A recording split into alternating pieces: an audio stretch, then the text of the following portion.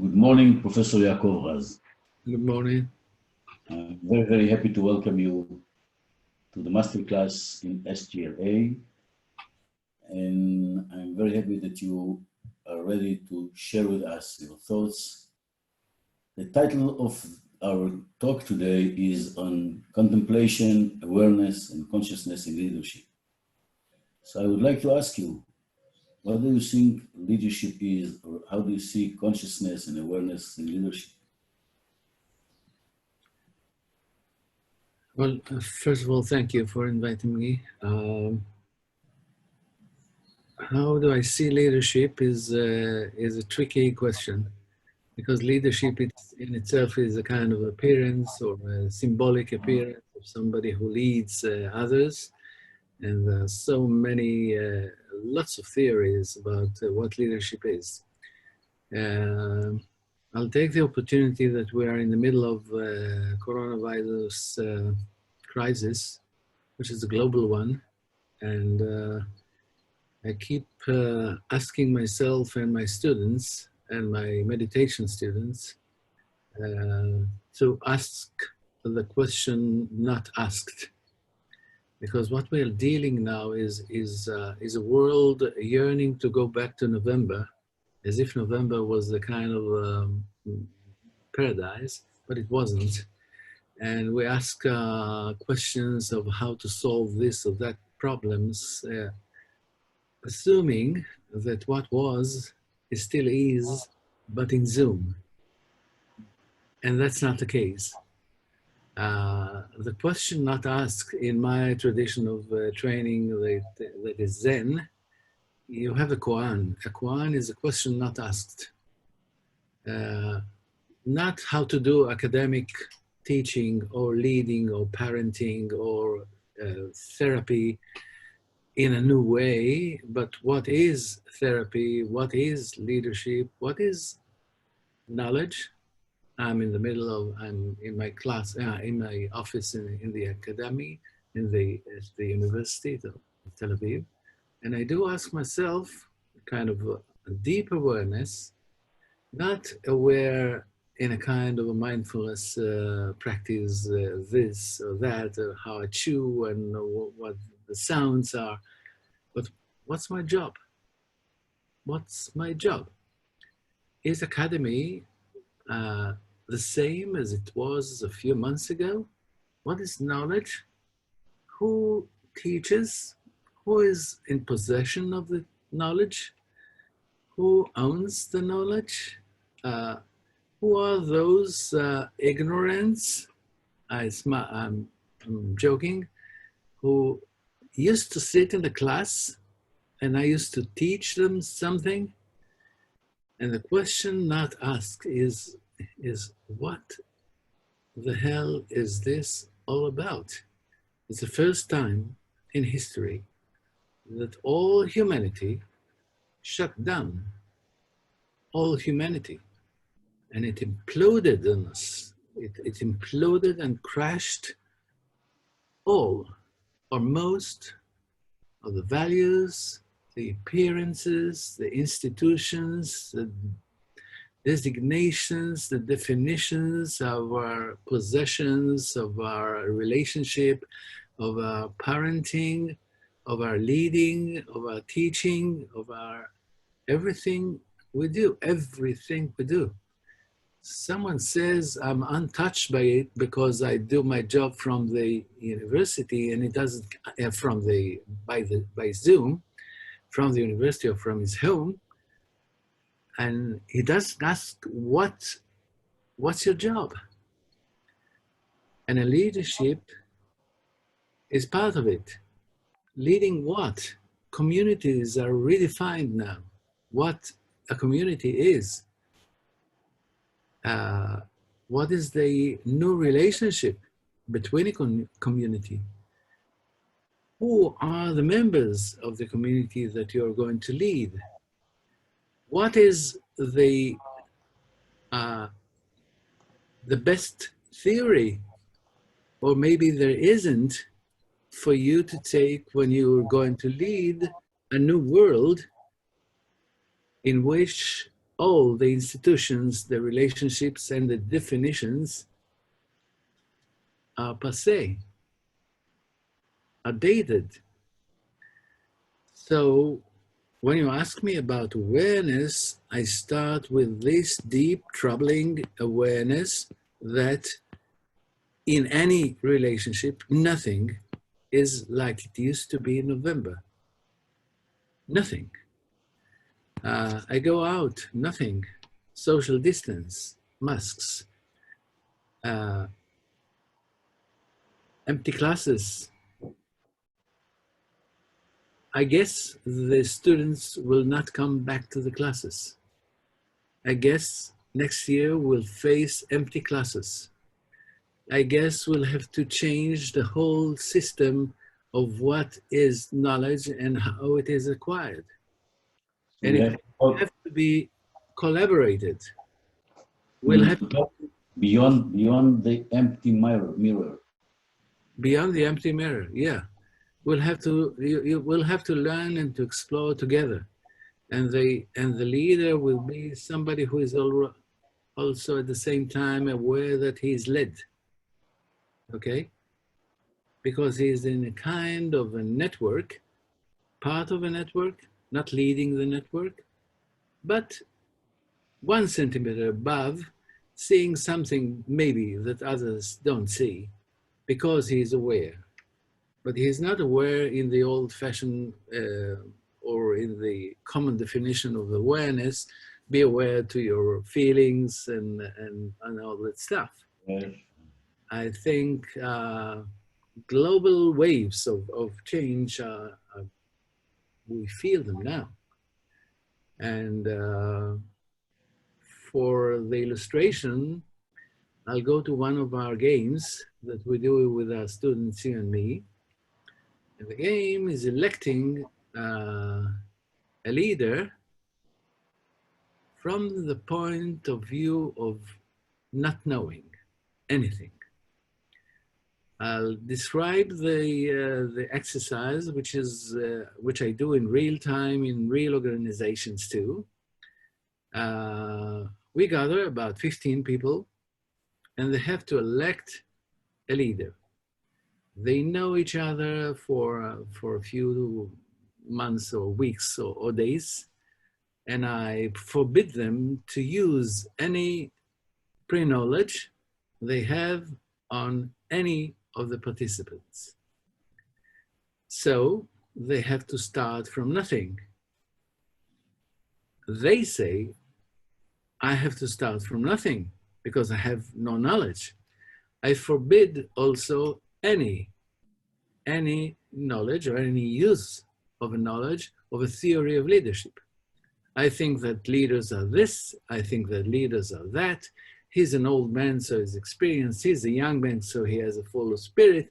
And she is a woman, he is a man, or any kind of pre-knowledge about anything, because the point of this exercise, this game, this very serious game, is to create circumstances in which a leader will emerge. This is the main word, emergence, okay? Not somebody who is propagating himself or pushing himself, not somebody who is already known as a good speaker or a good man, but something that happens on the spot. It will take 1 hour, it will take 2 hours, it will take 5 hours. Sometimes in organizations, they do it for 5 or 6 hours. And they start from what? They start from awareness. They start from observation. I look at you looking at the screen now, and you're Shlomo, but you're new to me. And I have to find the kind of awareness that helps me or puts me in the position of not knowing Shlomo in order to know Shlomo. There's a famous... What using the same name, it's a problem. The same name, but what is in a name, said Shakespeare, okay? What's in a name? You are the Shlomo from November. but now you're Shlomo from the Shlomo that I have in my mind is Shlomo from November.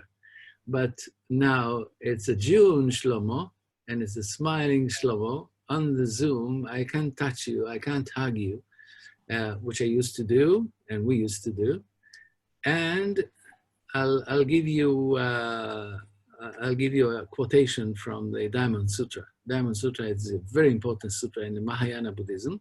I come from Buddhism, from Zen, from Mahayana Buddhism, and the 5th chapter of the Diamond Sutra says, the Buddha asks one of his students, how can the Buddha be seen? How can he see me? Using the bodily form, which is the forms, your glasses, the bald head, or the smile that I know. These are bodily forms. And the students says to Buddha, I can't, because you taught us that appearances are only appearances and they are illusions. And the Buddha said, right you are. Appearances of bodily forms are only illusions. Only when you know that they are illusions, you can see me. And then you ask, that's a chapter. Chapter number 5 in Diamond Sutra says that all appearances or all bodily forms or all attitudes, attributes, characteristics, designations, definitions, the known world is all of it, says the Buddha, projections and illusions. Even the one I see now in front of my eyes on the screen is an image of a Shlomo that I have in my back, in my past, but now something is emerging. I see in the way you smile, something is emerging now. This emergence from unknowing is the body of that game that we do.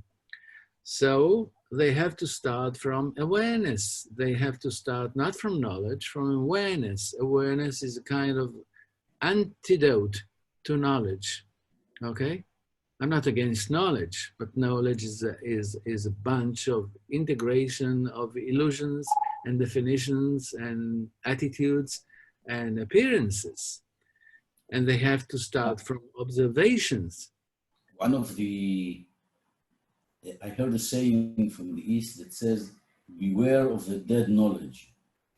Yeah. So and knowledge becomes dead knowledge instantly. It is as if you go on an unknown road or path in the forest, and what do you know about the path? You feel it, you explore it. You emerge as an explorer of the path, but you don't know the path. If you say you know the path, you ignore the fact that something happened yesterday and the weather is different and the trees fell, or you don't know the path.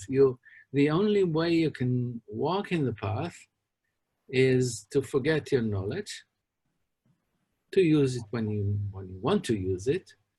But the body knows, the eyes knows, the observation knows, the awareness knows how to emerge as a path walker, which is in a kind of immediate exploration. And when the people are thrown into that exercise or that game, they become embarrassed. They don't want to do it because they're not used to start from observation. So they start looking at each other, how you sit, what you dress, how you smile. That's it. Bare information. But it is in few minutes we see that this is a kind of a rich information that emerges in the relationships that are created in the game, and somebody emerges as a kind of a leader.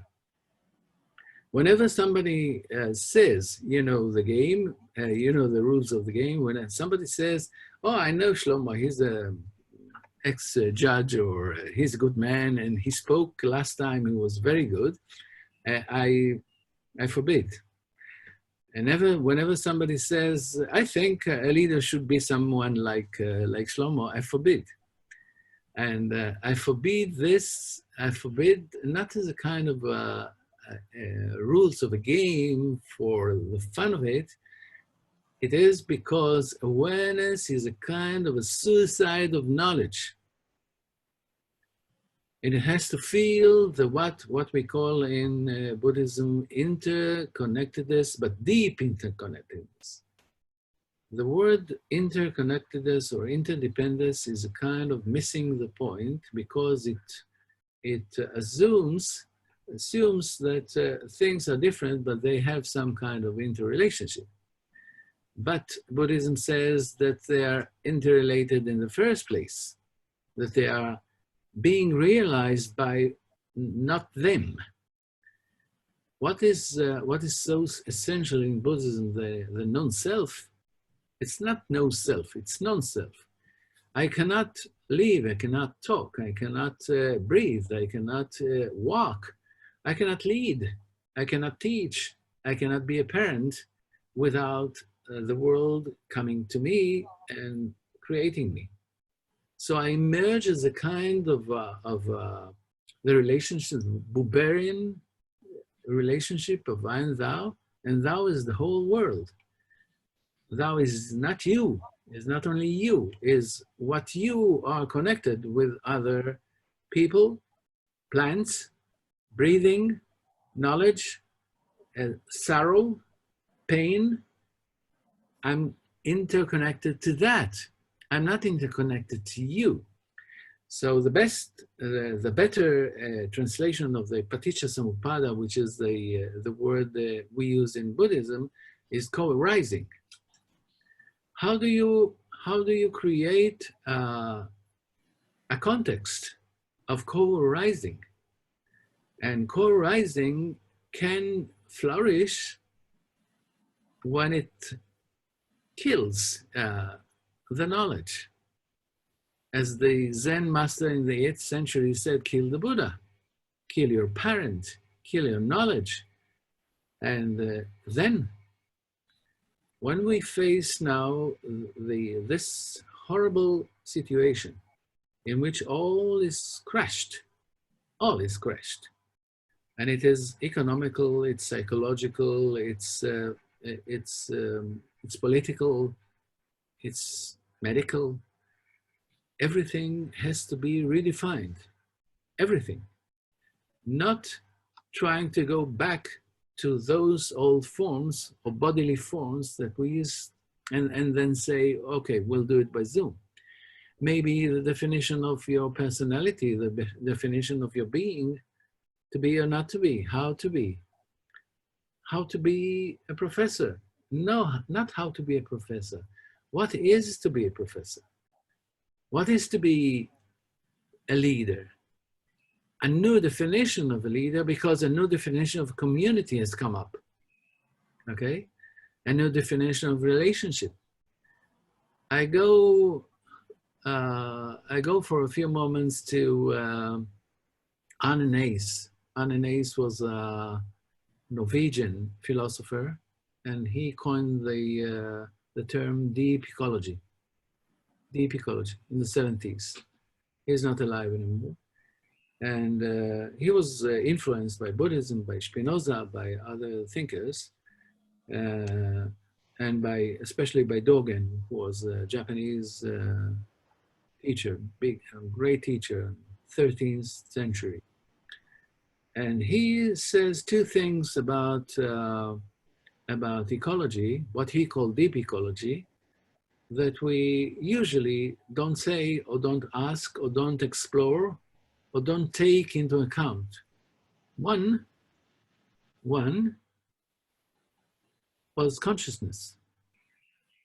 When we deal with ecology, when we deal with the community, we deal with all kinds of relationships of the economical point of view, from the economical point of view, from the psychological point of view, from the political point of view, fight of forces and and all kinds of forces, but we don't take the training of consciousness as the basis of all that.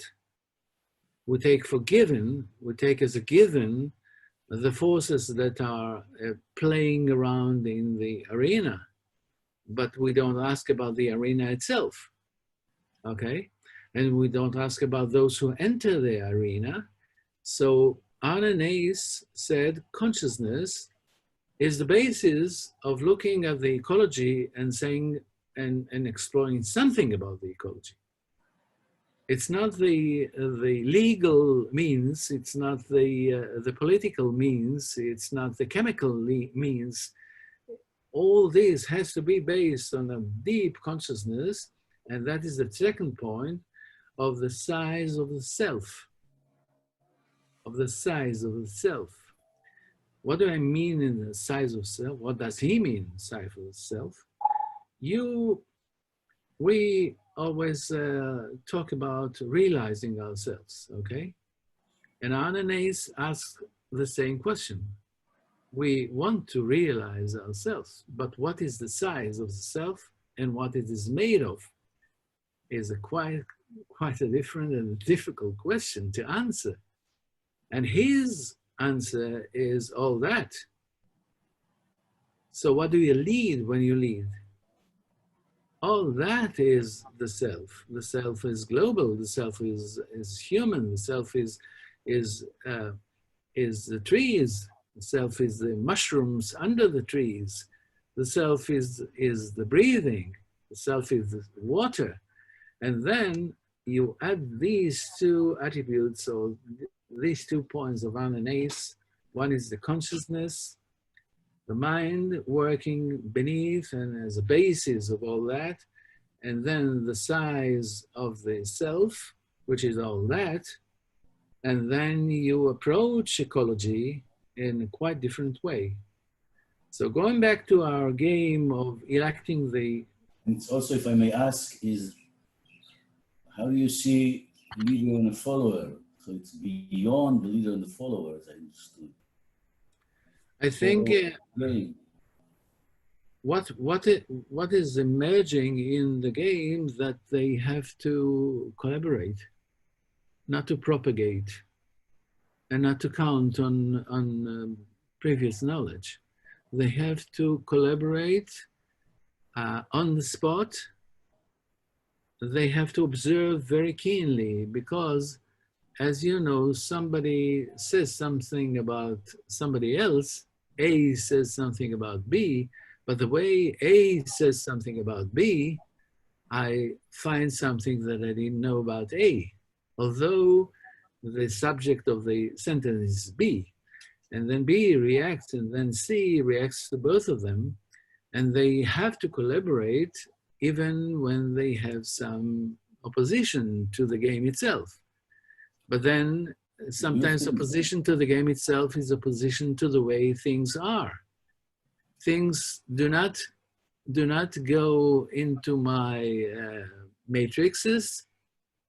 Look at the world now. They do not go. They never went. They never agreed to the matrices of human being. So it's a kind of a never-ending fight between men who wants to impose his illusions and appearances and definitions of what is a tree and what is not a tree, what is a man and what is not a man, what is a follower and what is not a follower, who is a leader and who is a follower. And many Zen teachers say, you want to know who is the Buddha?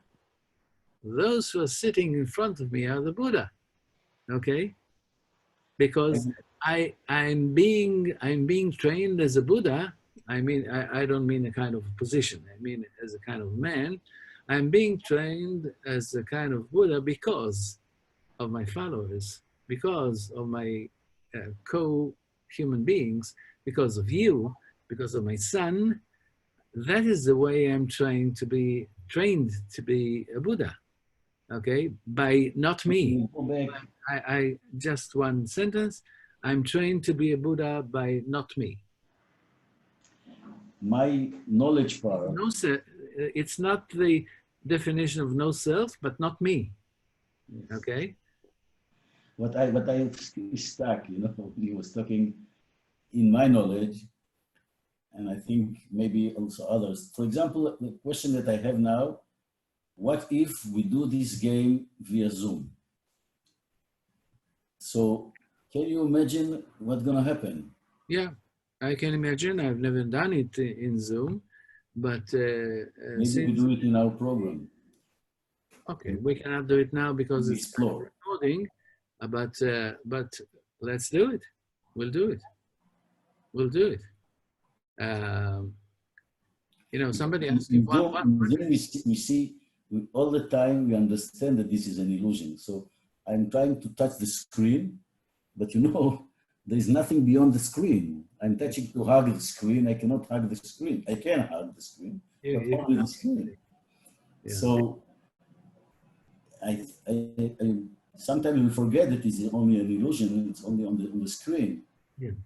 But what I realized from my experience, that although it's a screen and although it's via Zoom, this kind of interconnectedness and the feeling of being connected with people is still there. So it's still, when I had, for example, 150 students, people talking to them, and I felt the energy. I don't know if you saw the movie, The One Field. So we know that energy goes beyond the distances. So do you feel this kind of energy, or do you think we can feel this kind of energy? I took you to another place, but it comes to my mind. It's not a question of Zoom or not Zoom, because most of the time, most of what we call our world, okay, my world, your world, my being, consists of illusions. Not all illusions are bad, but consists of appearances. When I say Shlomo, something in my mind, something in my heart smiles, even if I don't see you, okay? And I can, something else comes to mind and I fear. Something else comes to mind and I worry. My son, for instance, sometimes. It's unbelievable how right are the Buddhists when they say that all is illusion and projection. That doesn't mean it's bad. That doesn't mean it's all bad. But the awareness or the non-awareness of this nature of our consciousness brings a lot of fear and anxiety and suffering. Being aware that most of our world is imagined, unless I touch something and bump into something, being aware of that can train or practice us, can give us a beautiful practice of freedom. All is imagination. Oh, the eyes give us an imagined world, not a real world. The ears give us imagined voices. Okay, something is happening, but the channels of the senses are the channels of the cultural, psychological, and personal definition of what is happening. We don't get pure voices. We don't get pure sights.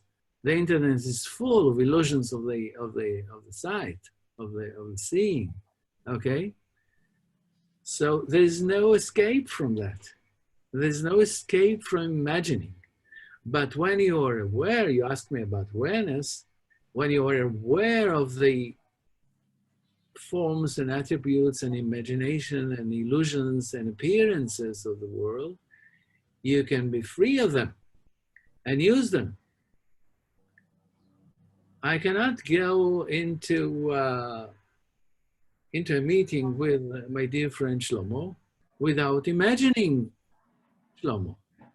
Otherwise, I'll ask you, excuse me, who are you? Tell me a bit about you. But then we have at the same spot, I have to erase you and meet you. I have to erase you. I have to commit suicide. And it's a kind of suicidal way of looking at things. And then what is happening even right now between us will never happen again. It's emerging. Totally new, it's emerging, yes. Totally new, emerging now. I would love to ask you and say something. First of all, I didn't mention that you are one of my great teachers. And I'm looking at you as a great teacher for many, many years. And we were sitting together for a few years, once a week, if you remember, writing the concept of SGLA. And this masterclass is actually an invitation for a global SGLA. We try to do it global physically, but now, Corona times, COVID-19 times, something is opening in a different way. So it has become global. Yeah. And our first course in September will be global. We already have people from Europe, from the Netherlands, from Germany, from Vietnam, from the States. Australia, it's a bit problem because the time in Australia is a bit, but we had also some a woman that was working on the Future Generations office in Australia, and she's joining us at her midnight or something. So the question, if you can say some words beyond what you said, I'm trying to be attached to something which is untouchable, but how do you see our calling or our high purpose in SGLA now emerging all over the world? I will be very happy if you as my teacher will say some words, although it will be a koan at the end, I know, but say some words on how do you see it now come out from the social ashes of the COVID-19. I know that things will be totally different, and it won't be a change, it will be a kind of a transformation. So I'm trying to figure out what I have to do this morning beyond sitting on my chair or meditating or contemplating. What is the calling from the world that calls me, or the future that calls me to listen to it and to do in order to create a, let's say, better world, or in order to train leaders to create a better world? I think, in many worlds that we experience in our daily life, the old notions of the medical matrix, okay? A doctor, patient, a teacher, student, a father, son, Leader and followers, it's collapsing. Even before November, it's collapsing. The new world, I don't know the shape of the future. So many people are trying to see how many cars will be and where we will live and how and what kind of house. I have no shape of that, but I have a very definite shape of a new world of collaborative leadership. The lone leader, the charismatic lone leader, will not survive.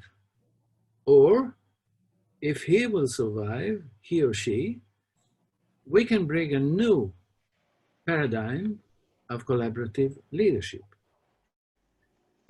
It has been done even in hospitals, by the way, in Rambam Hospital in Haifa, they have a kind of a parliament of patients and doctors and so on. In psychiatry, they follow what is called the open dialogue, which was created in Finland a few years ago, already 20 years ago, between patients and psychiatrists. They work together as therapists, which means that the patient himself, the word patient itself is kind of something that we have to redefine, okay? The patient itself, his family, his friends are co-therapists in open dialogue. So many new paradigms. Also maybe the healers of the psychologists, the healers of the... Right, therapists and so on. They talk about intersubjectiveness and so many new words, but still I had, for example, I had about a month ago a Zoom meeting with therapists, and they asked questions about the settings because they can't sit in the same room, you know, the old-fashioned room where 2 armchairs and tissues in the middle and talking. And I said, why don't you ask questions like I ask myself about my professorship, my job in the university? Why don't you ask the deep setting, about the deep setting? What is therapy? What's your job? It's not the old job zoomed. It's not that. Unless you ask if therapy is so natural just in sitting together in 2 armchairs in a tissue box in the middle and talking. And it shocked some of them. Yeah, we have to ask that question. So what is therapy? What is leadership? I think collaboration, which is a too nice word, you know, it says, okay, we'll work together. There's no choice but working together. Because the collapse in economy is global, not local. The collapse of the institutions and tourism and that network, we have to ask as leaders, as emerging leaders, what do we need? I want to ask another question. Sure, go ahead. I see it, the whole COVID-19 is kind of an illusion, because at the end of the day, people were dying and people will continue dying. And the kind of anxiety that the world is now living, mainly because of the, I think, digital networks or you know, or Facebook or these kind of social networks, it is more psychological in my point of view than the whole real danger from this virus. I agree with you. How do you really see that what caused most of humanity on the world just to stop the economy, which in one way I see it like it's a miracle, it's a good miracle. But how do you see what happened just now? You know, for example, I don't know, any kind of flu before, SARS and other, they were killing many people. People were dying out of anything. And I saw a week ago, you know, the numbers in Israel that much less people are dying this year than the last year. So, and still there is... In total. In total, yes. And still there is the locks, and still there is the quarantine, and still there is a mask, and still there is a huge history. So there is something which maybe is a psychological problem of the whole world. Maybe the whole world is getting mad. Absolutely. The epidemic is psychological. And I don't know much about the medical side of that strange, mysterious virus. It is a virus. It's not an illusion. I guess so, unless there's some conspiracy I don't know of. but it's not a conspiracy. There is a real virus. And you're absolutely right. But when people ask me about death, I say the problem of death is not death, but the fear of death. Okay? Our problem of death with death is not death, but the fear of death. You know, the famous story of Rav Nachman, not from Breslov, the Rav Nachman, the old Nachman, 2,000 years ago, who died and connected to his disciple. He said, Rabbi, how was it? It was very easy, like taking a hair from milk, a glass of milk. But if HaKadosh Baruch Hu, God Almighty, will invite me back to this world, I will not come. The fellow said, why? He said, from the fear of death. Because of the fear of death. So,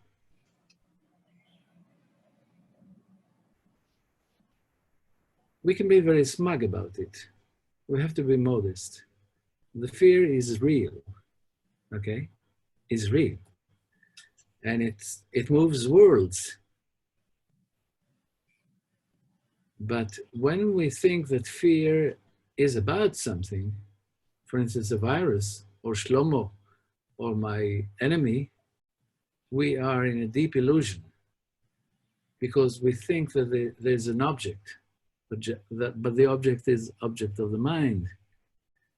Be compassionate to your enemy is a very good saying, but the problem starts with the nominating of somebody as your enemy. So compassionate is a latecomer. Compassion is too late for real awareness. So fear is there. Fear is there because the definition of being is so narrow.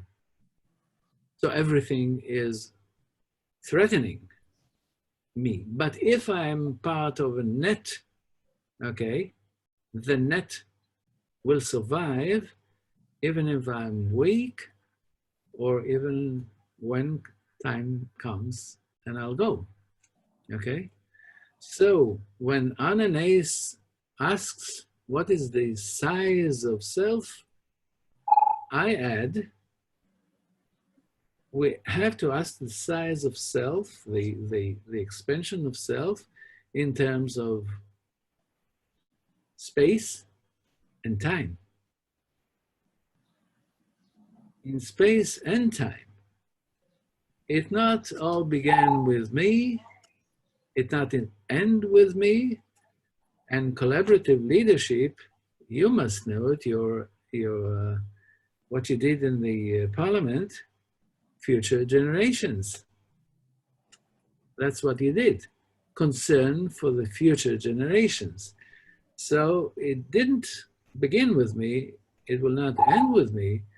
My size of self, it's not, no, it's not, you know, magnanimous that I'm so big, but I am big. The Hindus will say, the Upanishads will say, yeah, you're big, you're that, you're all that. And when you're all that, you will still be fearful of death. Yeah, I guess so. Me too. Okay. But the perspective of awareness is not inside awareness, it's not in soul awareness. It's not something that happens between me and me. It's not psychotherapy of me, within me in my biography. It's an ecological psychotherapy, which means when I cure you, I cure me, and when I'll go away, you or somebody else or the world will still be there. But that is when the separate self has the courage to die and revive and re-emerge as something else. And it's reviving and re-emerging all the time with not me. And not me is a collaborative leadership. It has to be collaborative leadership, even in the practical aspects of the new world. It has to be. And then the awareness I call for is awareness of listening to not me's in the community and emerging as a new leader who is a product of not me, of not me's that are members of that community. Okay? My dearest teacher, We have 1 or 2 minutes, so. when I hear you, I get goosebumps. Are they real? Thank you. And next time we will try that game, which is a very serious game. But I'll tell you something for ending the meeting. I had a Zoom meeting with a rabbi from the Beit Daniel in Tel Aviv, which is a synagogue. And he asked me, what do you miss in the Zoom meetings? What are you missing? And I said, the smell. And there was a delay in the technology of the Zoom. And he said, for me, it's smell. And we both said, the smell of people gathering in the synagogue. And I said in the Sangha, okay, Zoom, a new world and new opportunities and new community. That's fine. That's it. A new word, a new way of knowledge, of gathering, of exploring. But the smell. I sent, many years ago, my daughter was in South America. Her name is Moria, and I sent her a letter. We didn't have this kind of tools then. So I said, Mori, I miss you. And then she wrote me back. She said, dear father, I miss nothing. Mm. So it's really, really great because she gave me a lesson that you're there, you're totally there, and she was missing nothing. So thank you so much, Professor Jacob Raz. I'm really, you know, via Zoom or not via Zoom, when I hear your words, something in me is opening, and this kind of amazing understanding comes more and more. And as you said, I think I will still have a fear of death, and still at the end of the day will be there. Yet something in this kind Nothing of wrong with that. Nothing wrong with that. Yeah. But something in this kind of understanding and listening, for me, it's like a magic, because it makes this moment, here and now, a different moment, an open moment, a more even loving moment. It's more on the emotional part.